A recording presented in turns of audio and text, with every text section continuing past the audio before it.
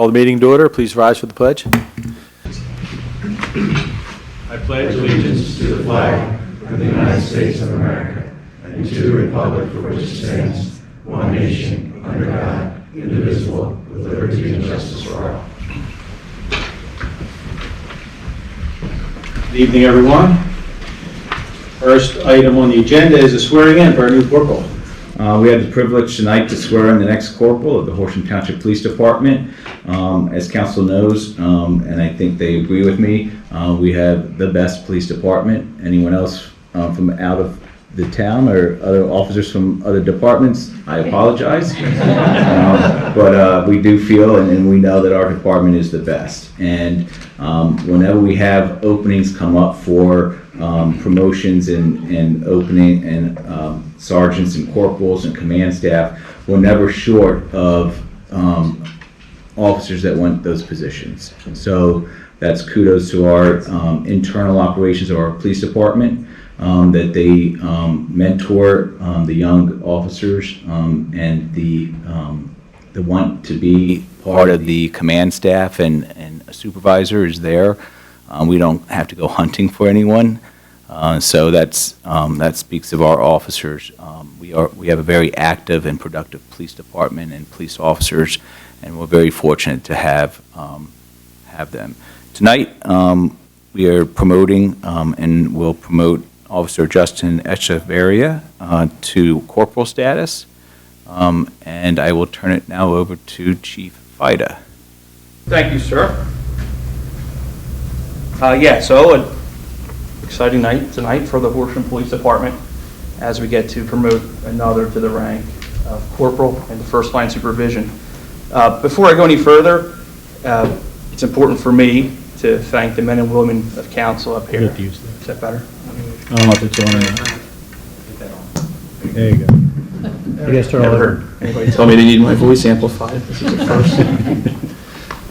But first, let me thank the men and women of council, right? So we enjoy as a police department the support of council, which allows us to keep our police department staffed, to keep our succession plan going, and to be able to celebrate these things in front of public. So again, thank you for all your support for the PD. Justin? Come on up, Justin.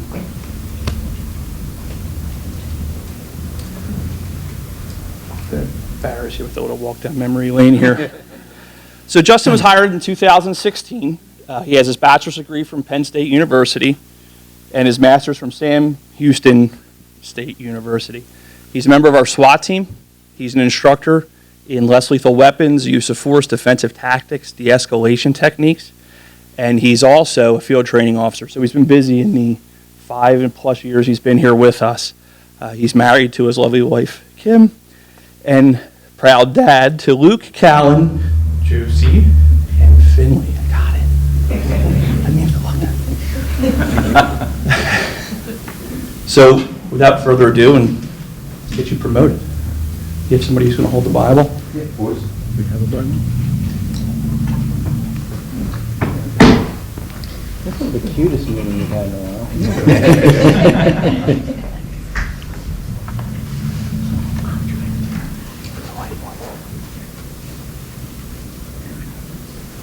Why don't we try to get as close to the microphone as we can, otherwise we're going to get hollered at.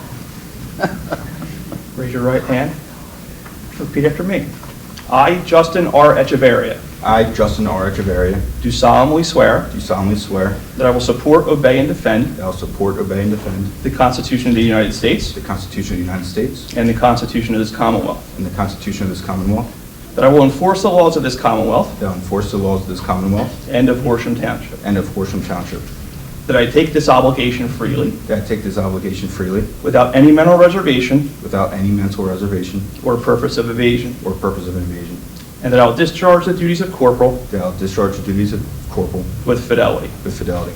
I do further swear I do further swear that I will uphold, obey, and enforce that I will obey, enforce the law without consideration the law without consideration to a person's race, to a person's race, color, color, sex, sex, religious creed, religious creed, sexual orientation, sexual orientation, age, age, national origin, national origin, ancestry, ancestry, handicap, or disability. handicap, or disability. Congratulations, Corporal.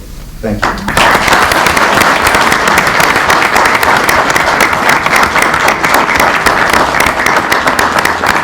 And as a custom, do you have somebody to pin the badge on?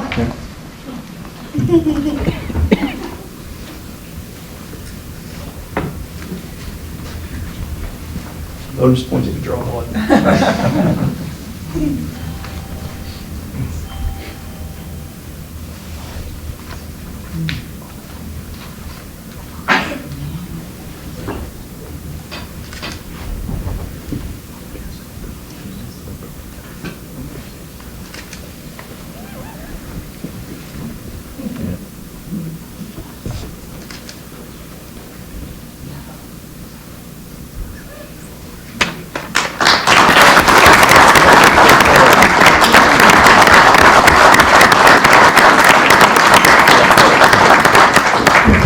Congratulations.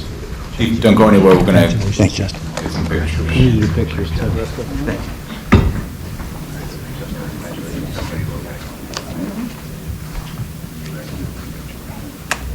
Okay, come on up, Justin. We're going to do some pictures.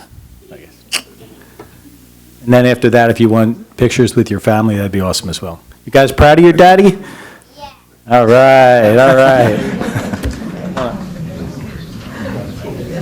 And one more. 1, 2, 3. As good as we get. You keep taking pictures. You're not going to get any back. Congratulations. Thank you. All right, I guess it's safe to move on. The next item is announcing Horsham Township's library has been voted 2022 Most Loved Library. Bill?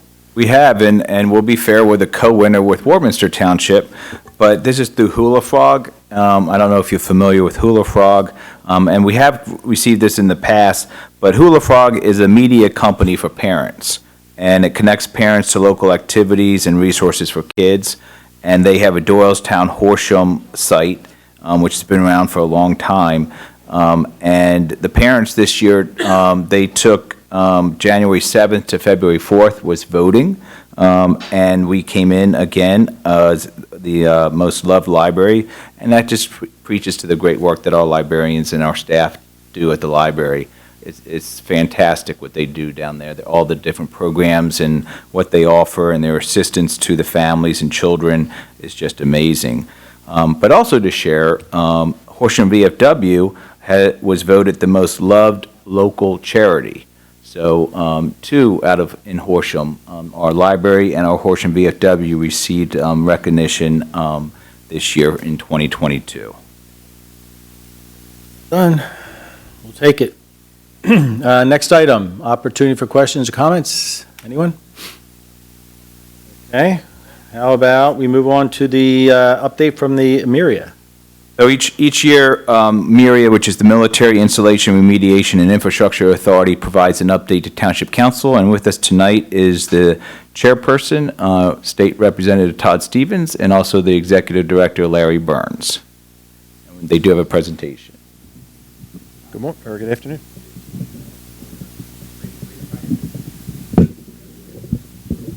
All right. Look at this. Perfect. Good stuff.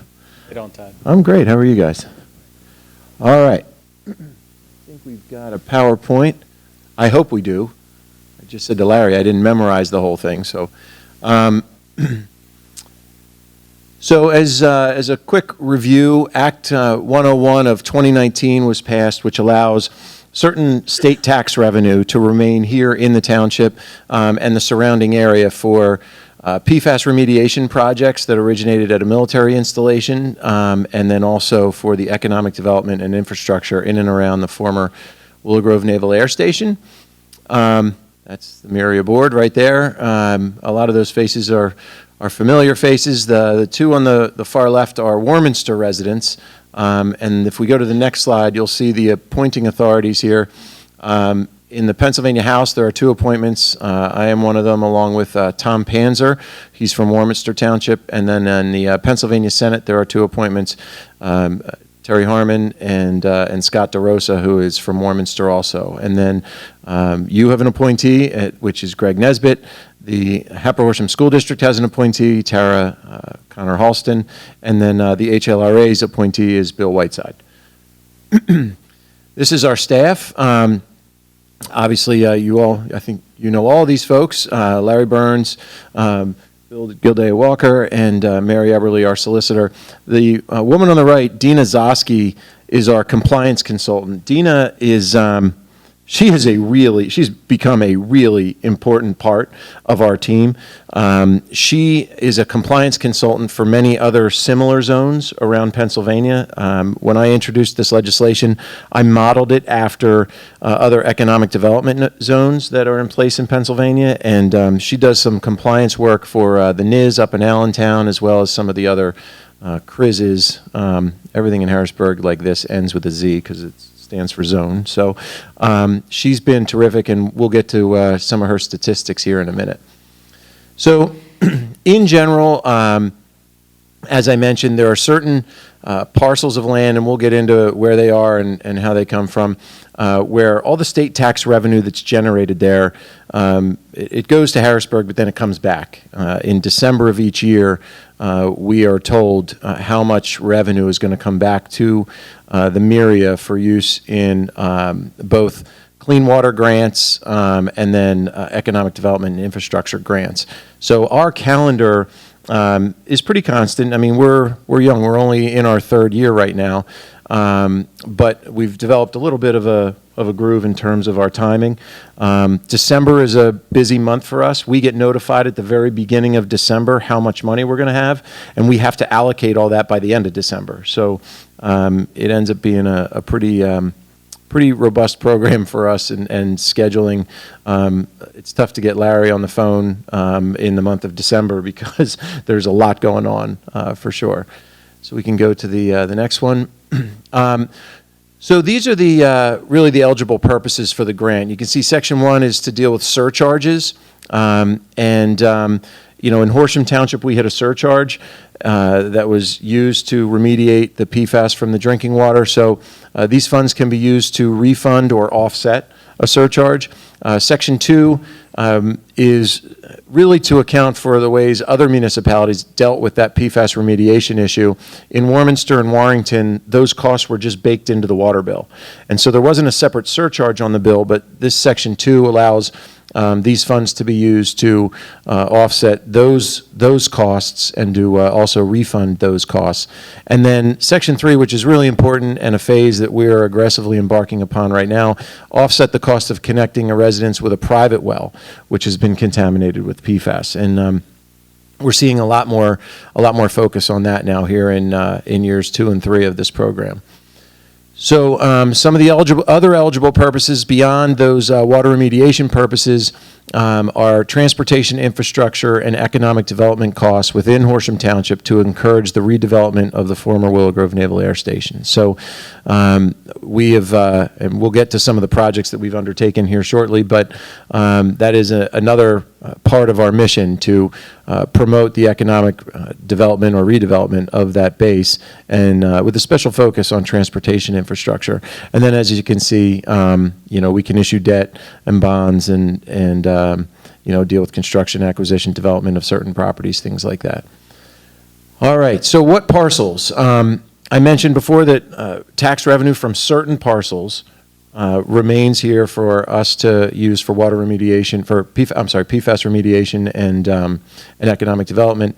The parcels are defined as Section 1, the former base itself. Now, obviously, there's no state tax revenue for the most part that's coming off of that, with the exception of Hollowell Elementary School, because that parcel had been a part of the base.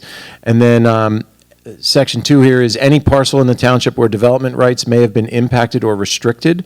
You may recall prior to the base closure, there were different zones around the base where you couldn't build above a certain height in certain instances. So all of those parcels would also be eligible to have their state tax revenue retained by the MIRIA to use for these purposes. And then 3, which has become an interesting endeavor for us. No more than 100 acres of parcels in the township as may be designated by the MIRIA Board and approved by the Pennsylvania Department of Revenue as deteriorated. And that definition of deteriorated or distressed has been a subject of a lot of interpretation by the Department of Revenue, and there's been a lot of back and forth each year.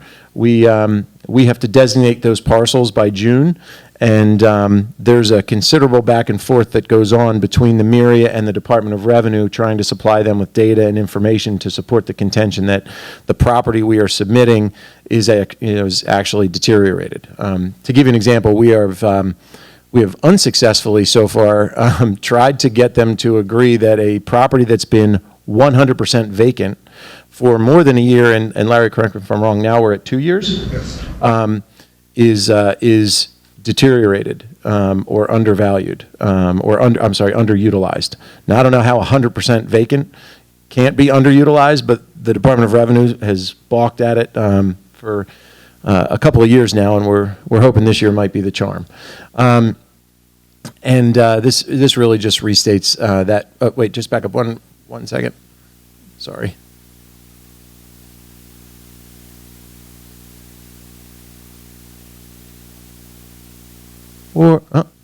There we go. So it's you can see on the bottom, parcels must conform to PA Revenue's KOZ standards for distressed, deteriorated, undervalued, or underutilized properties. And that's the part I was just referencing where we end up with a considerable back and forth. Above that, you can see these are the taxes that remain here.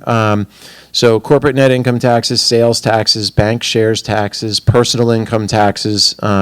So you can imagine an employee at Chapman, for instance, there's 3.07% personal income tax withholding from each of those employees.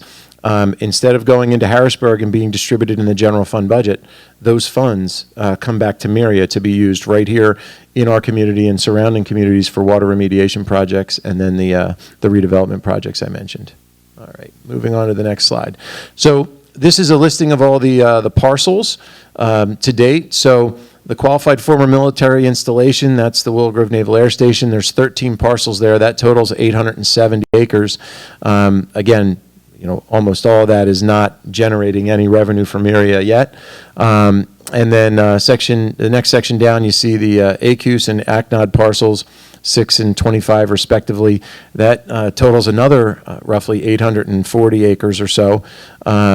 So that, I don't think, do we have any that are generating revenue from those two categories yet? Yes. Oh, yeah. Yes. Some of the folks on Keith Valley Road, for example, some of the corporate folks back there. Got it. Okay, so there are a few that we are generating revenue from. The biggest revenue source for MIRIA so far is the approved designated parcels. That's that up to 100 acres. There's 21 parcels that have been approved by the Department of Revenue. You can see they only total 91.79 acres. That's reflective of that back and forth that we have with the Department of Revenue each year. That's why we aren't up at the 100-acre mark yet. The other challenge is now you got to find a parcel that's small enough that'll fit within the 100. It's like Price is Right rules, you can't go over. So we are faced with that challenge. But as you can see, it's a total of 65 parcels and about almost 1,800 acres worth of land. This is just a map that shows in green the parcels that are in the zone. That's that 100 acres and the ACUS and ACNOD properties there. And it's interesting. It's one thing to be in the zone, but then each of these business owners has to actually file what is a separate mini tax return to identify how much revenue they paid in bank shares taxes or state sales tax or personal net income tax, things like that. So that's where that compliance consultant comes into play, and she does a great job assisting all of these taxpayers with completing those forms. So we went out and, as I mentioned, there's a little bit of an effort that each of these business owners has to put in. In addition to running their businesses and everything else, now they've got, an extra mini tax form that they need to complete, and it's all online, but, we want to make sure that we continue to recognize all those businesses that play this vital role in ensuring that this program is successful. We did... in our first year, we did have one business who just flat out said, like, you know what, I'm not doing it. It's not worth my time. And then, actually, we went out and sat down and explained to them all the benefits, and then in year two, they participated and joined. This year, we had a 96% compliance rate, and that is that's our compliance consultant. She literally picks up the phone, emails, sends a letter, goes out and knocks on a door if she needs to. Hey, there's this program, you need to know about it. It'll help the local community here. Testament to our business community that they have responded so favorably in participating and really stepping up to the plate to help this program be a success. This is a listing of all we call them the Clean Water corporate partners that have participated in the program and continue to ensure that we've got the revenue to continue remediating the PFAS issues in not only our community but the surrounding communities, and then move forward with a responsible redevelopment effort of the Willow Grove Naval Air Station. So far you can see in 2020, the total, this is our budgetary glimpse here. So in 2020, cycle one, that was our first year through.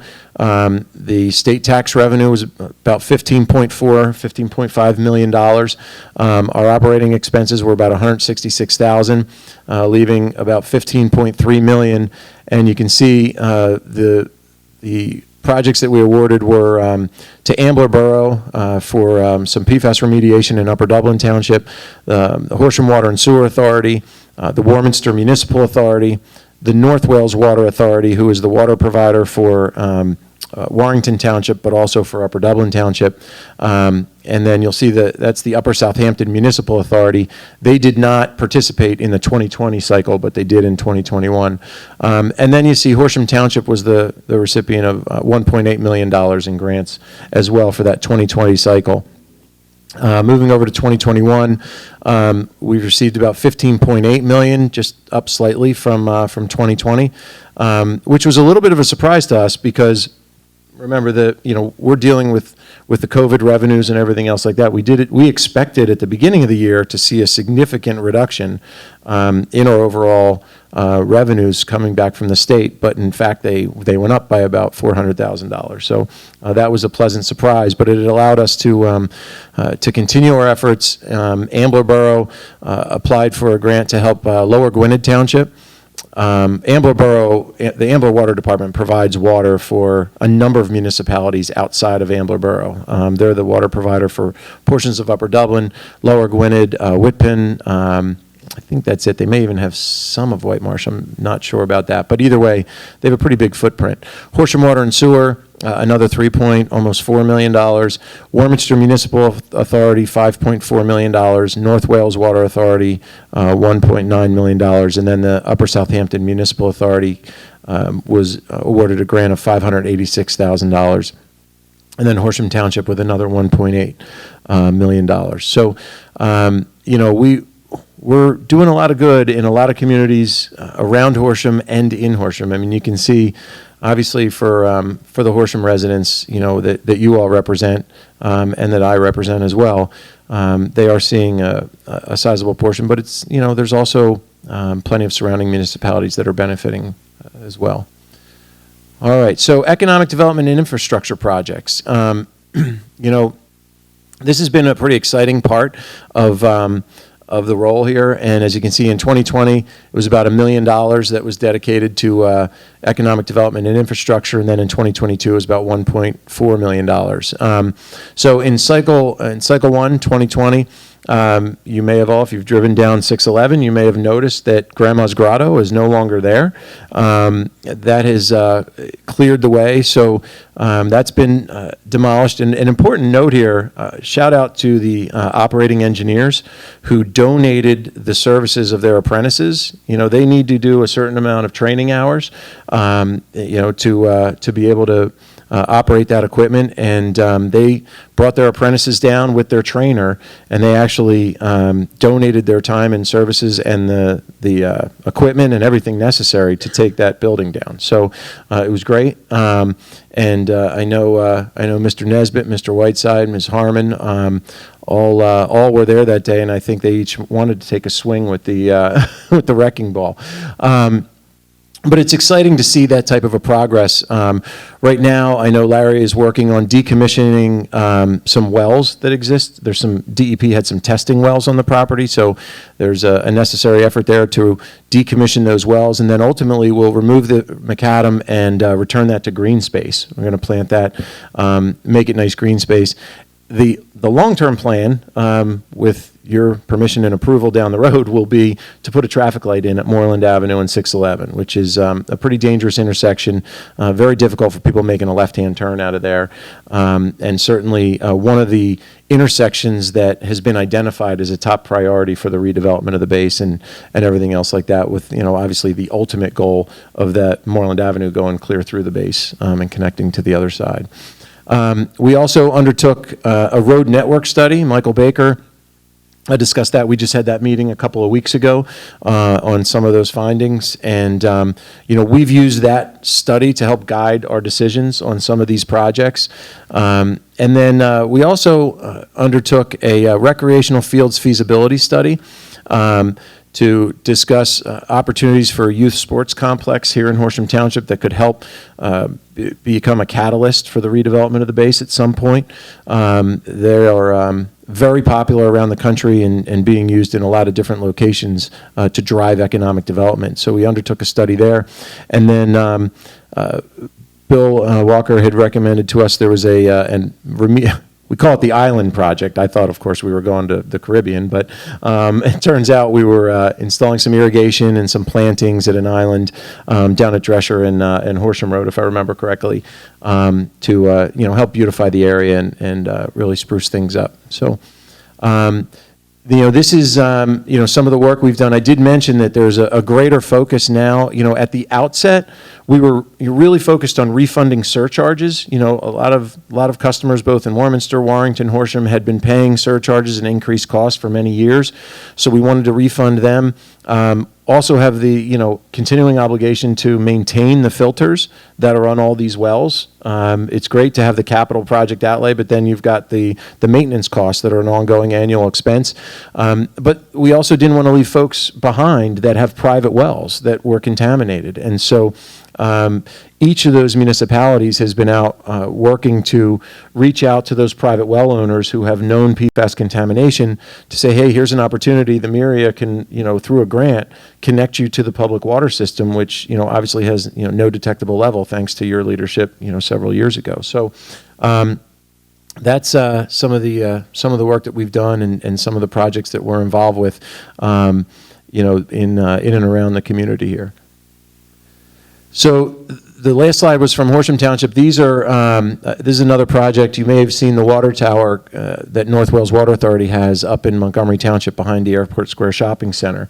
That turns out to be critically important for not only maintaining pressure in the system so that North Wales Water Authority customers continue to have water when they turn on their spigot, but it's really important for fire suppression as well.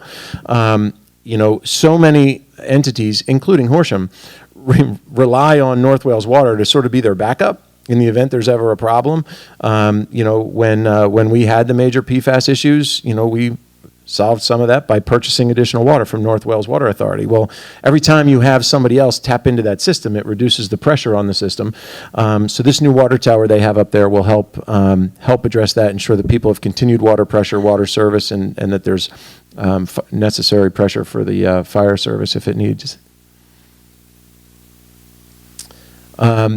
This shows the Upper Southampton Municipal Authority extensions, and this is a situation where, if I remember correctly, Mary, maybe you can help me with this. I think, or Larry, somebody. If I remember correctly, isn't Warminster actually running the main to service? You're thinking about Hartsville. Oh, all right. For Southampton is doing their own. Oh, okay. All right. So I stand corrected. But we've got a lot of projects going on all over the place. But this is a situation where, again, private wells were contaminated, and in order to reach them, Upper Southampton needed to run a new water main so that it would be out in front of those houses so they could connect.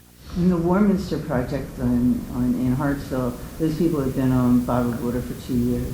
Wow. So, we're clearly making a difference in a lot of lives.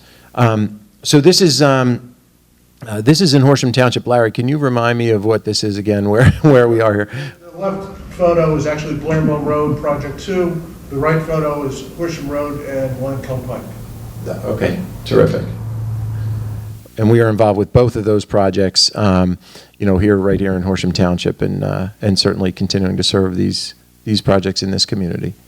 And just to add to that, just so everyone, Sean's new to council, but as the act says, it's economic development and transportation related to the redevelopment of the base.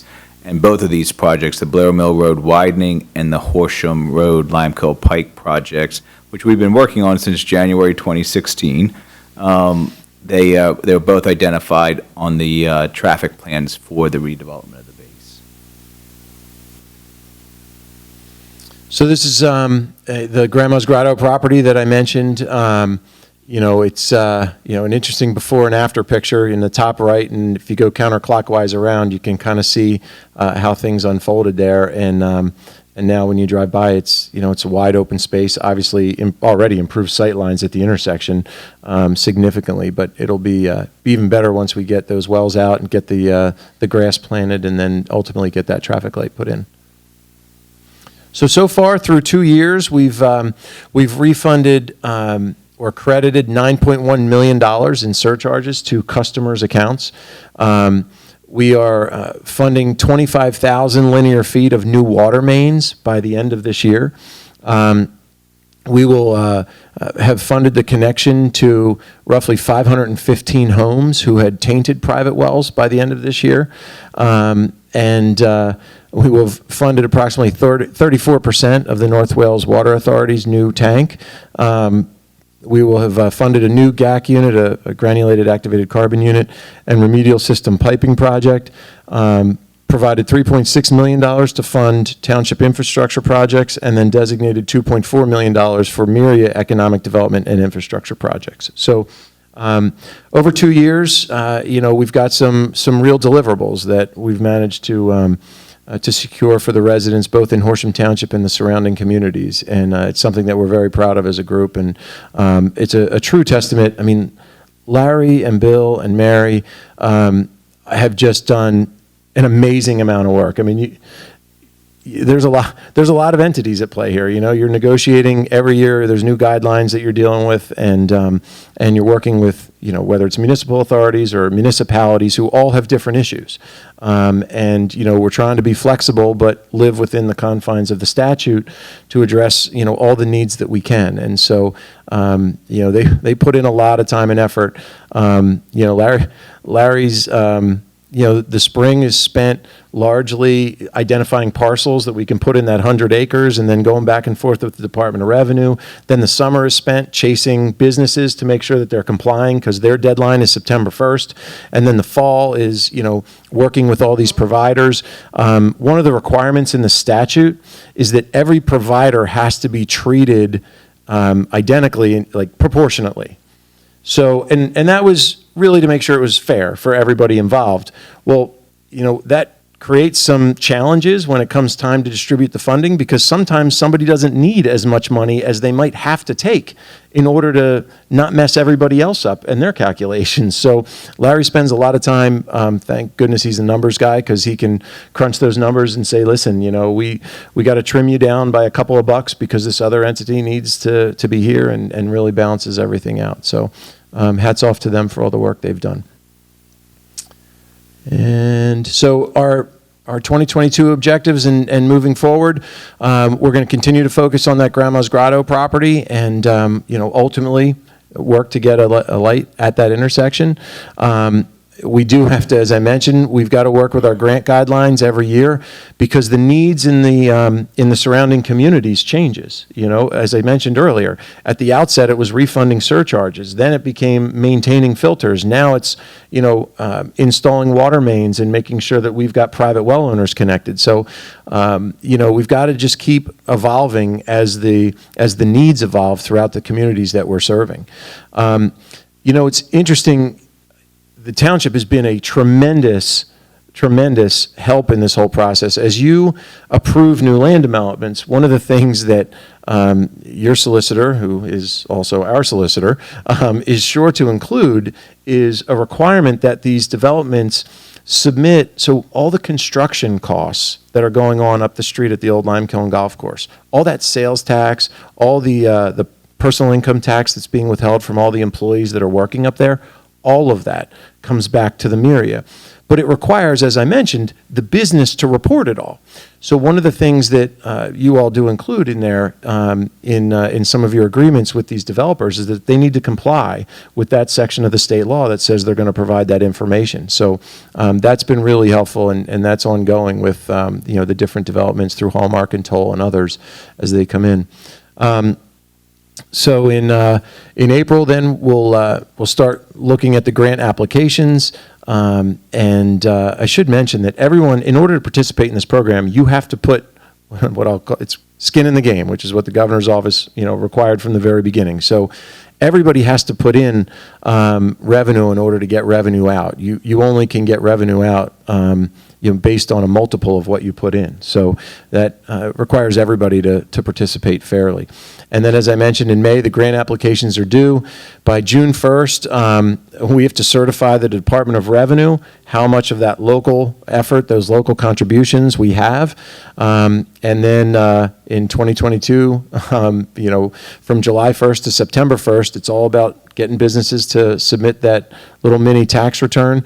And then December, it's, we get a notice of award at the beginning of the month, and we've got to get all that funding designated by the end of the month. And it's a mad dash in December for sure. The guy who wrote this statute really didn't give that much consideration when he did. But moving on to the next slide. All right. That's it. That's the as Reader's Digest version as I can get you of the MIRIA. What questions can I answer? A couple questions. Just to clarify a few things. So the 90 or the 100 acres, is that a yearly number, or is that a ongoing, it has to stay under 100? So once they're in, it can never exceed 100. Once they're in the program, they stay in the program. But once the property's done, and they would drop out, and you could add another property, as long as is that how it works? Yeah, if we wanted to remove a property, we could. Say Grandma's Grotto's over and done with, and you've finished it. Right, so that would come off the rolls. And then we could replace it. Whatever, 85 acres, and then you could add more. Yes. So you just have to, ongoing, you just have to keep it under 100 acres. Okay. Yep.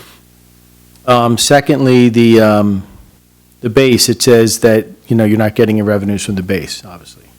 As it develops, will those parcels that get developed be included? Yes. They will, okay. And then the last question is hard to answer, but you can give it a shot. You have an anticipated revenue for 2022. You have goals and objectives, but do you project ahead what you think? Larry's best equipped to answer this question, but to be fair, look, Larry, you can correct me if I'm wrong. We seem to, for 2 years running, we're in the $15 million range. So, absent dramatic changes in the amount of land that's developed, if something happens at the base and all of a sudden there's a parcel that gets developed, maybe that goes up. But it seems like that's... It's funny, Toll Brothers, as you might remember, moved from 250 Gibraltar. And at the beginning of the year, we were really concerned about how that would affect the pod. We did get 10 months of toll, but I think they had a tremendous year last year, and therefore actually produced more in this cycle than the previous cycle, and we were surprised by that. I think Limekiln and Hallmark Builders, not Hallmark, maybe next year, but I think Limekiln may have an impact that we can't really figure out. We know Teva moved out of the zone, so again, we're still hopeful that $15 to $22 million is reasonable. And again, being able to maximize that really requires local effort of a certain dollar, somewhere in the $3 to $4 million range, to be able to cap out at 20 million or 22. Yeah, just to highlight that, because I didn't really cover that well. I don't know if I covered it at all, but we can only receive back from the state 5 times whatever the collective local effort is from all the participants. So, if we get $5. We only get $25 back from the state. So it requires, all of these surrounding communities to participate in order for us to maximize that return. And that's really a critical component. That's all I got. Anybody else? Just to put a finer point on the one thing that you said, though, the sooner that base starts to get developed, the more revenue we would be able to have to, continue to remediate PFAS, but then on top of that, to reinvest into the transportation infrastructure necessary to continue the development. I mean, then, then it looks a lot more like those programs that it was modeled after that help promote economic development and redevelopment of certain areas of the state. That money actually could go back. Into more redevelopment of the base. Yes. As more people come in, more infrastructure, buy things off. More infrastructure that's needed, you could just roll that money right back into it. Right, exactly. Awesome. Well done. Anybody else? I just want to thank Representative Stevens for what he's done over the last few years for this to happen. He lobbied it hard in the House. He got enough votes in the House for the act. Then it moved on to the Senate. He got enough lobbying effort there in the Senate, and then he got Governor Wolf to sign it. Really think about it, those 5 or 6 water providers, how many people have been affected by MIRIA and the funds that MIRIA has received? Tens of thousands. They got their surcharge back, but more importantly, they're drinking safe water. And these people that don't have the money, the financial resources to connect to public water, are now getting connected to public water free of charge because of MIRIA.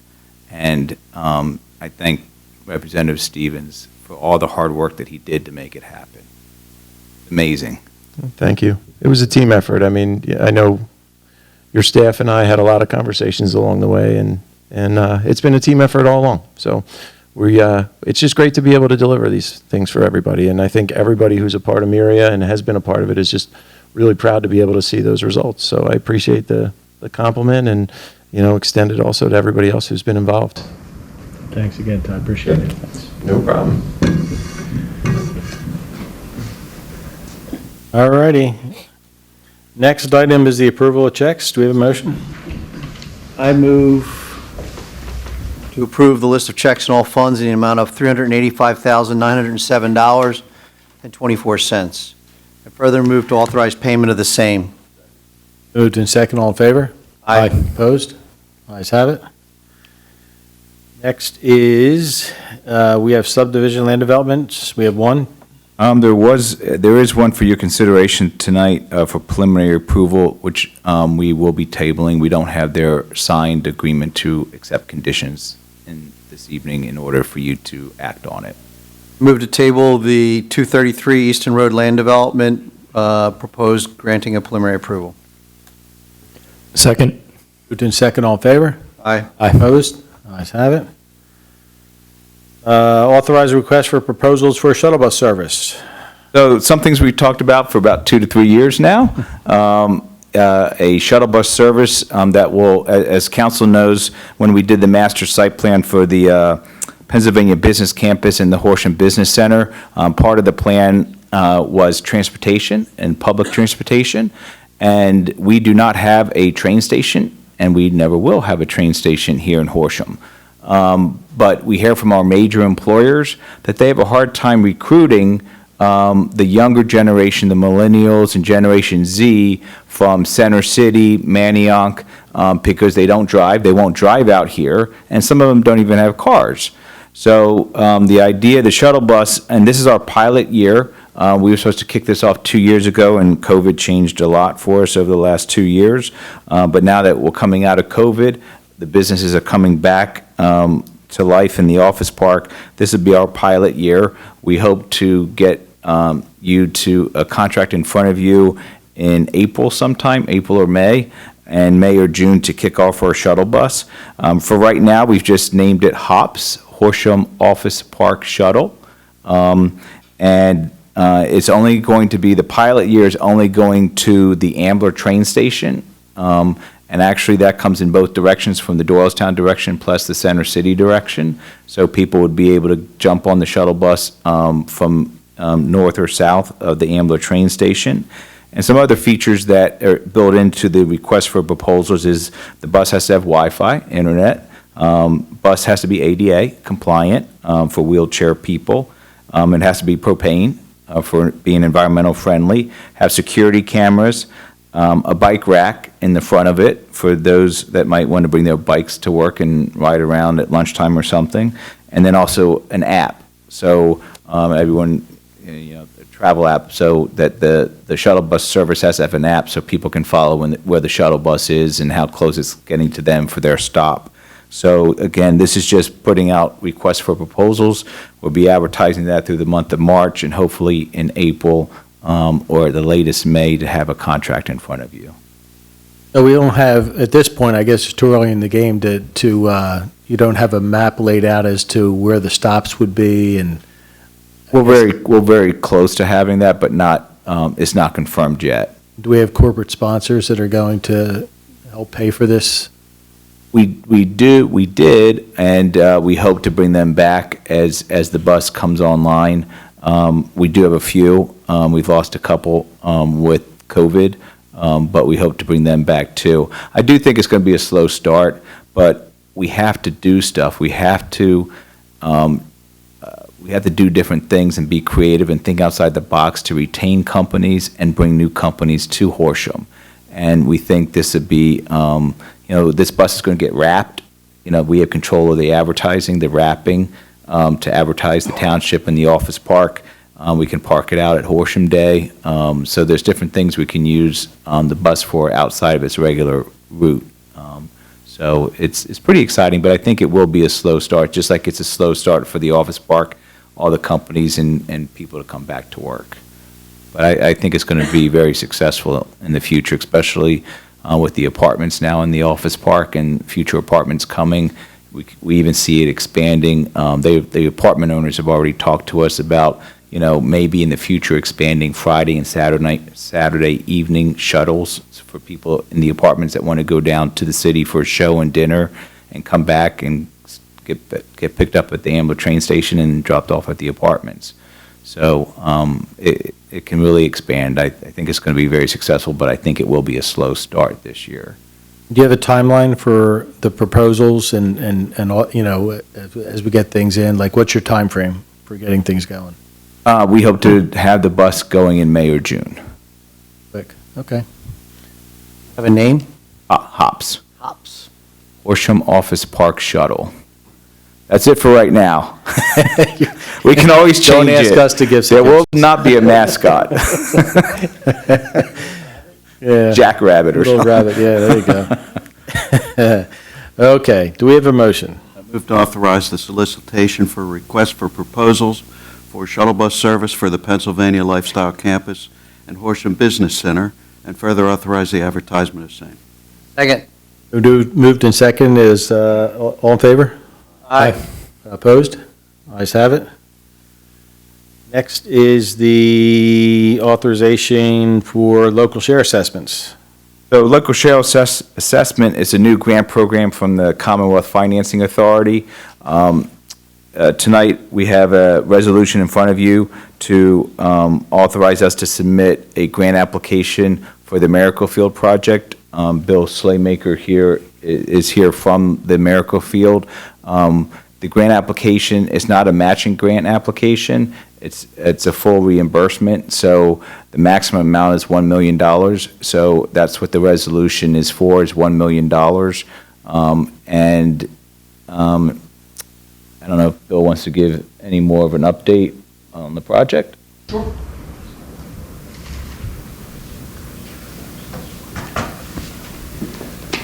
Good evening, Council. Hello, good Bill Slaymaker, Miracle Field.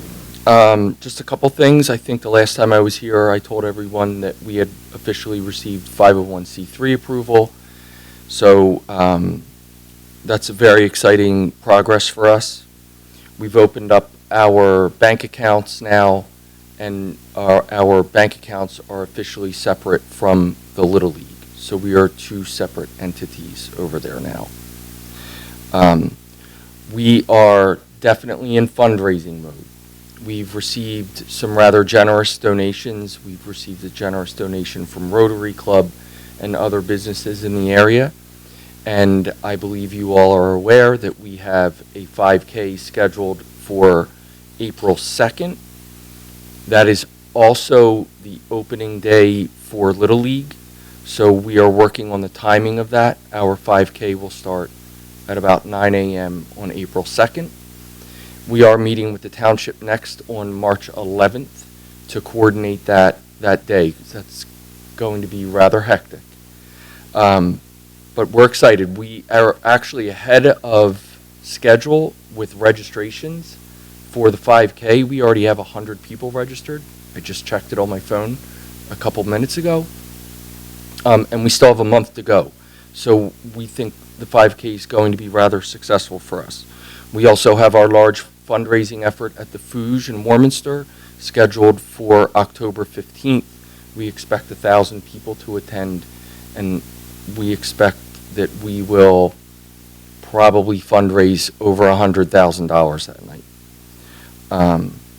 And like Mr. Walker just said, we are working with our local representatives. We've received 7 letters of support from representatives throughout the area, including Mr. Stevens, Senator Collette, Brian Fitzpatrick, and other representatives throughout Bucks and Montgomery County. One of the great things about Miracle Field, it's going to be the finest special needs field in the country, but kids come to the Challenger Division from all over Bucks and Montgomery County right now. So kids from Warminster and Ambler and King of Prussia, from all over the area, kids come. We have a thriving program with about 100 kids already. So that's part of the outreach that we're doing, reaching out to all of the local representatives to get their support. We are in a bill coming up, Pennsylvania Senate Bill 915, which I would expect will be voted on in April. And there's an exciting grant opportunity available for us there. So I think that's my Reader's Digest update. Okay? Congratulations. It sounds like you're really moving forward, getting this thing done. It's very exciting. Thank you. So do we have a motion for this share application? I move to adopt the resolution as proposed, authorizing application to the Commonwealth Financing Authority Local Share Assessment Grant Program for the purpose of the Miracle Field project. Second. It's been moved and seconded. It's a roll call vote. Mr. Nesbitt, how do you vote? Aye. Mr. Wade, how do you vote? Aye. Mr. Whiteside, how do you vote? I vote aye. And Mr. McCouch, how do you vote? Aye. Motion passes unanimously. Okay. Next is another resolution authorizing a Monco 2040 implementation grant program for Deep Meadow Park. This is for the, what we call the Deep Meadow Park Modernization Project. And, Miracle Field is sort of kicking it off a little bit. But this grant would go to Montgomery County to pave the parking lot. You saw that on the Miracle Field rendering, that the parking lot's paved. There's parking lot lights in it. There's islands. That's about a $375,000 project just to in-house for our public works to do it. Project. So we're applying for this grant through Montgomery County, where the grant will be for $200,000, and I said it's about $375,000. So the township share would be about $175,000 for the project. If we're awarded the grant, right now, Bill and his committee, their time frame to construct the Miracle Field is next summer in 2023. We would follow the Miracle Field with the paving of the parking lot project if we are successful at this grant. Have a motion? I move to adopt the resolution as proposed, authorizing application to the Monco 2040 Implementation Grant Program for the purpose of the Deep Meadow Park Modernization Project. Second. Moved and seconded. Is a roll call vote? Mr. Nesbitt, how do you vote? Aye. Mr. Wade, how do you vote? Aye. Mr. Whiteside, how do you vote? I vote aye. And Mr. McCouch, how do you vote? Aye. Motion passes unanimously. Next is the ordinance adopting the International Property Maintenance Code. The next 4 items on your agenda are all similar for the same thing. So the Property Maintenance Code and the International Fire Code, we have to update to their most current code, recent code. So all you're doing tonight is introducing the ordinance to do that. There's no discussion. The public hearing, which is one of your other agenda items for both, that's where we will introduce you to the ordinance, what is changing in the property maintenance and fire codes. And so that's what it is for this evening, just 4 action items. All right, so we'll have 4 motions, one to introduce the adopting the ordinance, and then one for the date and time, and then the other ones for the other 2 are for the fire part of the fire code, right? Correct. We need 4 motions. I move to introduce an ordinance adopting the 2018 edition of the International Property Maintenance Code, therefore repealing ordinance 2019-05 and all other ordinances, parts of ordinances in conflict therewith.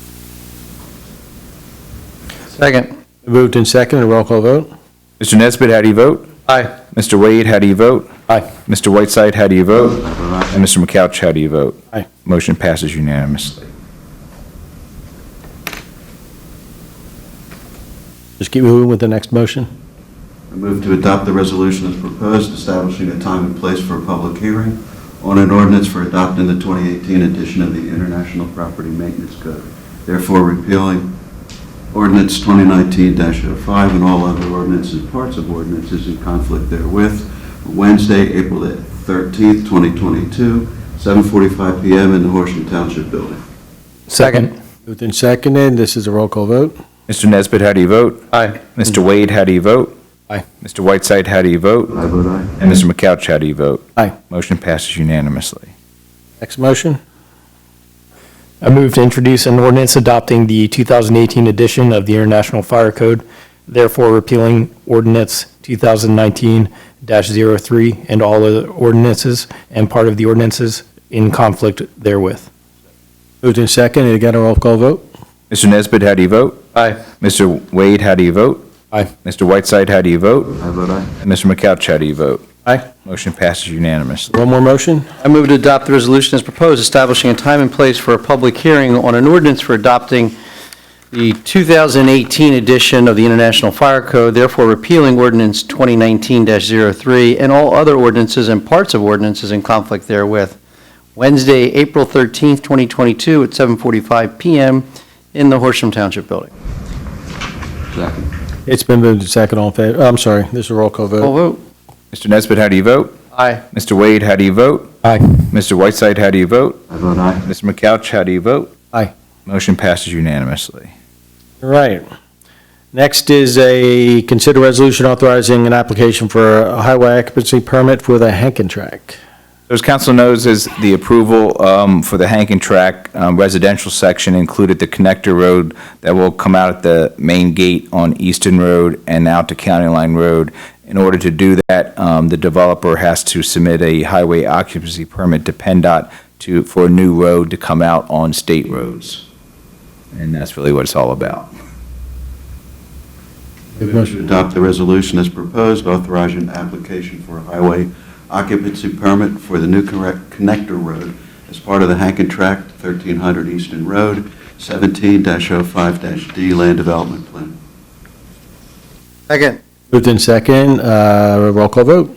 Mr. Nesbitt, how do you vote? Aye. Mr. Wade, how do you vote? Aye. Mr. Whiteside, how do you vote? I vote aye. Mr. McCouch, how do you vote? Aye. Motion passes unanimously. Next is to appoint a library board director. Do we have a motion? I move to appoint Kelly L. Botafuor to the Library Board of Directors for a term ending on 12/31/2022. Second. Moved in second, all in favor? Aye. Aye. Opposed? Ayes have it. Next is establish ad hoc committee for the comprehensive plan that we'll be working on. So as council is aware, the comprehensive plan was also delayed due to COVID and budget constraints. Now we were able to move forward in our 22 budget. It's a 2 to 3 year process to update our comprehensive plan. The last one was adopted in December of 2011. When we adopt this, hopefully next December, it'll guide us for the next 10 years in Horsham Township. So part of that is to establish an ad hoc committee that will work with our consultants Last month, you approved the Planning Technical Assistance Grant with Montgomery County. Actually, just today, we got our copy back from the County Commissioner's Office signed. So after you appoint the committee, we'll get going with the work that needs to be done. Move to appoint the following individuals to the Comprehensive Plan Update Ad Hoc Committee. William Whiteside, Council and HLRA Representative. Teresa Harmon, Council Representative. Eric Frary, Township Planning Commission Representative. Jeffrey Martell, Township Planning Commission Representative. Jack Butler, Horsham Water and Sewer Authority Representative. William Gadeo Walker, Township Staff Representative. Michael Shinton, Township Staff Representative. Moved in second, all in favor? Aye. Opposed? Ayes have it. Next would be an ad hoc committee for designing new park signs for Horsham Township. Another thing we've talked about for a number of years is to update our park signs. I think everyone knows, they're the redwood-looking signs with the white plastic letters. Back in the 1960s, they looked the same. So the idea for the committee is to recommend to the full body of the Park and Rec Board and the full body of council a new design to take our parks into the future with a new design. So that's what the committee's job would be doing. I move to appoint the following individuals to the Park Sign Ad Hoc Committee. Mark McCouch, Council Representative. Janine Saxer, Park and Recreation Board Representative. Tracy Frary, Park and Recreation Board Representative. William Gildea Walker, Township Staff Representative. Dennis Haggerty, Township Staff Representative. Kyle Lynch, Township Staff Representative. Second. Moved in second, all in favor? Aye. Opposed? Ayes have it. Next is to appoint a council representative for the Horsham Connected Group and the Miracle Field of Horsham. So the Horsham Connected Group has been around for about 5 years now. It was one of Mr. Gallagher's, who's in the audience, one of his agendas with Mr. Nesbitt about 5 years ago now, to establish this group. And what the main purpose of the group, and Bill O'Grady can expand upon it, but the main group and focus of the group is to pull in all of our local civic organizations, a representation of all of our Horsham Rotary Club, the Horsham Lions Club, the youth sport organizations, College Settlement, and the list goes, Jarrett Nature Center, Pennypack Farm, all of our local nonprofit civic organizations. And before COVID, it was doing very well. 40 to 50 people at each meeting. We would have 4 group meetings a year, and 4 executive committee meetings a year. We have our own website, horshamconnected.org. If you want to visit that, and there's a calendar on that website where all of the groups post their activities and events coming up. So we've always had council representation on it. So tonight we just wanted to confirm that there's a council representative to remain on it. And the Miracle Field, you've heard that, and Bill's still here, and Bill Gallagher's involved with that too. But we need a council representative on that because Bill Gallagher was the council representative on that. He's remaining on it as a resident, but we need council representation on that committee too to help with the field. Motion? Move to appoint Gregory Nesbitt as council representative to the Horsham Connected Group and Sean Wade as council representative to the Miracle Field of Horsham Committee. Second. Moved in second, all in favor? Aye. Opposed? Ayes have it. I guess before we adjourn, just an announcement that we are going to adjourn into executive session on matters of real estate. No other items on the agenda. Meeting adjourned.